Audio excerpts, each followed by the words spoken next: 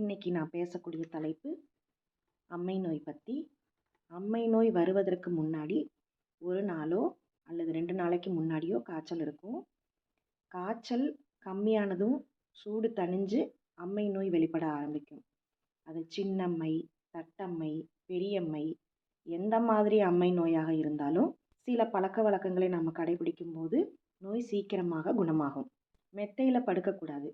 ஏன்னா மெத்தையிலிருந்தே ஒரு சூடு ஒன்று நமக்கு வெளிப்படும். இந்த சூடால் தான் அம்மை நோயே வருது. அப்படி இருக்கும்போது மெத்தையில் படுத்தீங்க அப்படின்னா இன்னும் தொந்தரவு அதிகமாகும். அதனால் பாயில் கைத்தறி துணி விரித்து அதுக்கு மேலே வாழை இலையினுடைய நடுத்தண்டை கட் பண்ணி எடுத்துட்டு அந்த பெட்டுக்கு மேலே விரித்து படுத்துக்கணும். பகல் முழுசும் நம்ம அந்த வாழை இலை பயன்படுத்திட்டோம்னா அந்த வாழை இலையிலிருந்து ஒரு விதமான அந்த குளிர்ச்சி நம்ம உடம்புல இருக்கிற சூட்டை தணிஞ்சு வாழை இலை வெந்து அதை அப்படியே டெய்லியுமே நம்ம மாற்றிட்டே வந்துடலாம். தலைவாணிக்கு கூட வாழை இலையை கட் பண்ணி போட்டு நம்ம படுத்துக்கிட்டால் இன்னும் நல்லாயிருக்கும். வீட்டில் கடுகு தாளிக்கக்கூடாதுன்னு சொல்லுவாங்க. ஏன் அப்படின்னா அதாவது சமைச்ச உணவு சாப்பிடக்கூடாதுன்றது அர்த்தம்.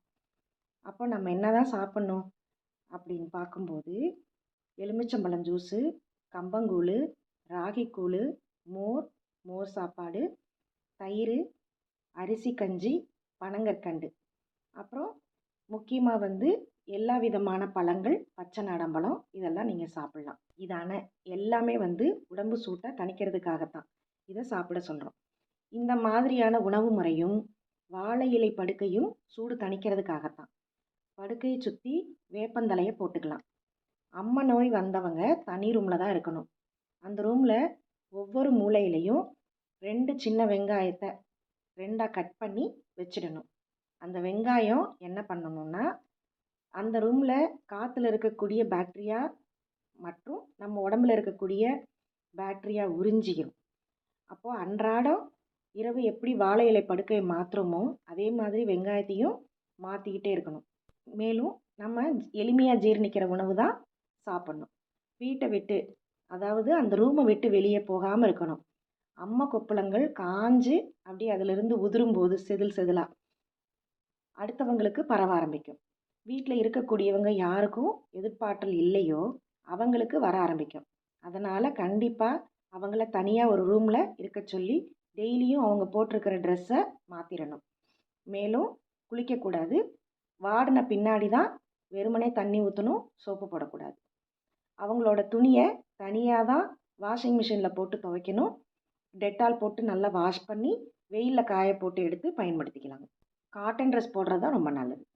அவங்க மேலும் அம்மை நோய் போன பின்னாடி வயிறு எல்லாமே சிலருக்கு அல்சர் மாதிரி இருக்கும். ஒரு சிலர் உணர்வாங்க, ஒரு சிலர் உணர முடியாது.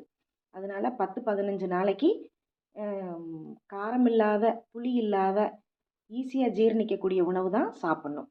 நான்வெஜ் சாப்பிட்றவங்களா இருந்தீங்கன்னா 3 மாதம் சுத்தமாக சாப்பிடாதீங்க. வெளி உணர்வை தவிர்த்துருங்க. இந்த மாதிரி செய்கிறதுனால நோயிலிருந்து சீக்கிரம் குணமாகலாம். அடுத்தவங்களுக்கும் பரவாமல் தடுத்துக்கலாம். டென்ஷன் குறைச்சிருக்கிறதுக்கான இன்னைக்கான டிப்ஸ் என்ன தெரியுமா? எந்த ஒரு செயல் செஞ்சாலுமே அது திரும்ப நமக்கே வந்துடும். அது நல்லதோ கெட்டதோ பூமராங் மாதிரி. அதாவது நீங்கள் என்ன கொடுக்குறீங்களோ அது ரிட்டன் உங்களுக்கு கிடைக்கும். இப்போ நீங்கள் என்ன கொடுக்கணும்? என்ன வேணுமோ நினைக்கிறீங்களோ அதுதானே கொடுக்கணும். உங்களுக்கு என்ன வேணும்? அன்பு வேணும், அமைதி வேணும், சந்தோஷம் வேணும், நிம்மதி வேணும். இதெல்லாம் வேணும் தானே?